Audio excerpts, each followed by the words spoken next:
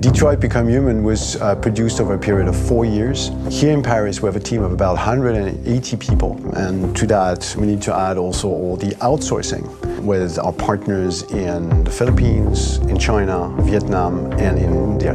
So when we started working on this story, I had to imagine where Kara was built. And for whatever reason, the city of Detroit came very quickly to my mind because it had already an incredible story by itself of history and themes.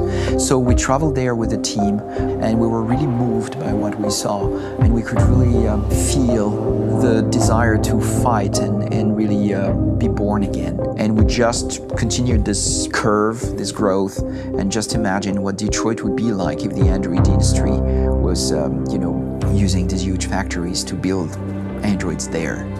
A very strong element in Detroit is that there's a lot of industrial wasteland and a lot of nature too, and for us, the graphic designers, it was an incredible playground. The destroyed zones which we wanted to preserve, we appropriated them to turn into something else. Then in the areas that needed to be rebuilt, we were able to imagine our Detroit of the future.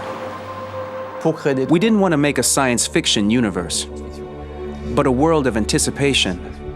If we chose science fiction, we could have imagined flying cars, extraterrestrials, but those things are very far from our current everyday life.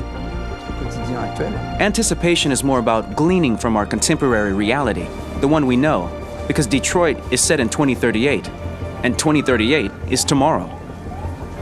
The difficulty we had was sticking to reality. That is to say, technology becoming more and more invisible, a lot more elegant, and at the same time, making it visual. So all the computer equipment, autonomous cars, we simply had to invent. They are in fact very technological objects, but at the same time remain very credible and ingrained in reality. To create a cohesive universe in the fashion and clothing of the human characters in 2038, I didn't want to put an accent on strange shapes, or really vibrant colors, and things we wouldn't know. That I wanted to keep for the androids. The goal was to create something familiar which we can identify with in this future setting.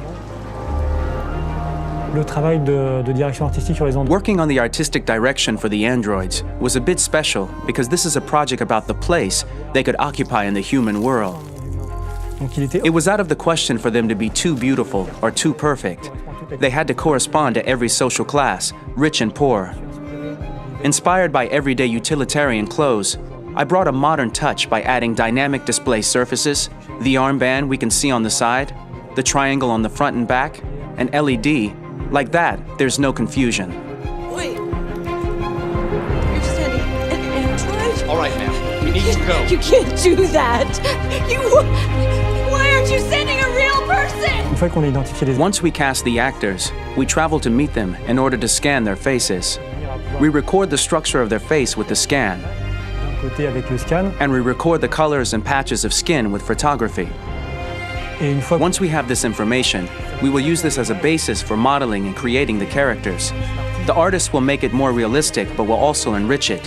He will propose ideas which we will develop together. Finally, we will have a character with character who corresponds to the project in the world.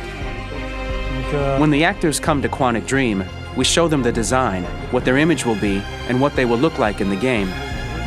This extra information gives them another dimension and color to connect with emotionally. It helps them think about how to play their character. Your mission. That's all you care about, huh? You should consult a professional who can help you. Beat it, you hear me? Get the hell out of here! PlayStation